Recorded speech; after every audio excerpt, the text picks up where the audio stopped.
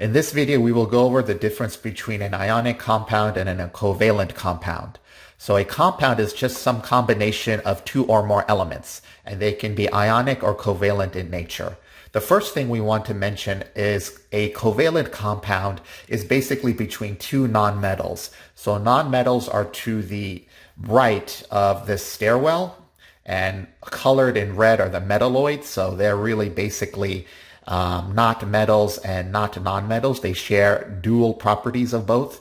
But a covalent compounds are interactions between the nonmetals. So usually they are two or more nonmetals. So remember, when you're forming a chemical bond, it is the electrons that do the business. And here in a covalent compound, we have a sharing. This is where we get our single bond, double bond, and triple bond. So sharing of electrons. The key particle here is electrons. Examples of covalent compounds would be your classic CO2. So I'm not going to have you know the structure of this until later on in the course, but you'll know this towards the end. CO2 is actually a carbon that forms two double bonds with the oxygens. All right, so not something that you will know now, but something you'll learn when we go to chapter 10.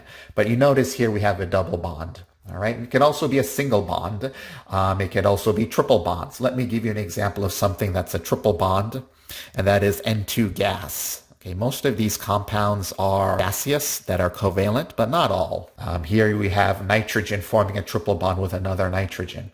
All right, let's contrast that with an ionic compound. Ionic compound is not sharing, but the exact opposite, which is a transfer of these electrons, these outermost particles that orbit the nucleus. So usually what I tell students is for an ionic compound, you want to think of switcheroo, because literally there is a transaction of electrons. One element gives an electron, the other element takes the electron.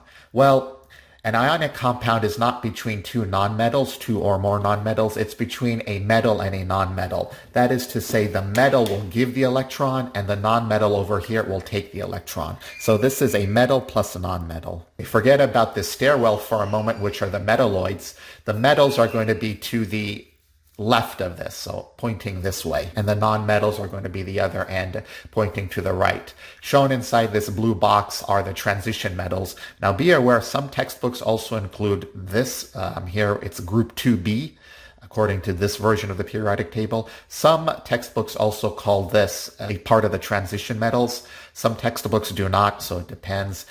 The reason why some textbooks do not refer to these as transition metals is that these all have +2 charges. Zinc is +2, cadmium is +2, mercury, Hg is +2, while transition metals are known to have varying number of oxidation states, +1 all the way to +5 in the case of vanadium. Metals and nonmetals charge transfer. As an example, let's talk about sodium chloride. So sodium, okay, remember your cards, flashcards, as an ion would like to be +1. Chlorine, the halogens, they're all -1. So switcheroo means the plus of the sodium goes to the chlorine. So the chlorine literally takes the electron, the sodium gives the electron, and you have sodium chloride. So there is no sharing of electrons. There's no single bond, double bond, or triple bond, which is found in the covalent compounds, but this is a charge transfer. Let's do one more example of an ionic compound, a transfer of electrons. Calcium shown over here. So please remember all those elements that are in group 2, okay, like to have a +2 charge. How about this one, for those of you that are proficient in your flashcards? Hydroxide, OH minus. So this is a polyatomic ion with oxygen and hydrogen. It has a minus charge. This is also ionic. So the +2 is going to go to the hydroxide ion. Okay, this is called the hydroxide ion. The -1 is going to go to the calcium.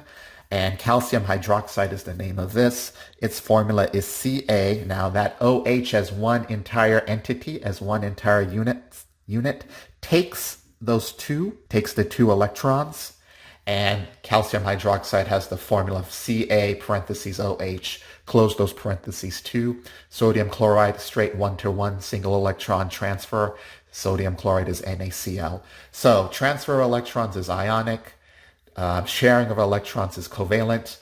These transition metals will have different oxidation or charge states.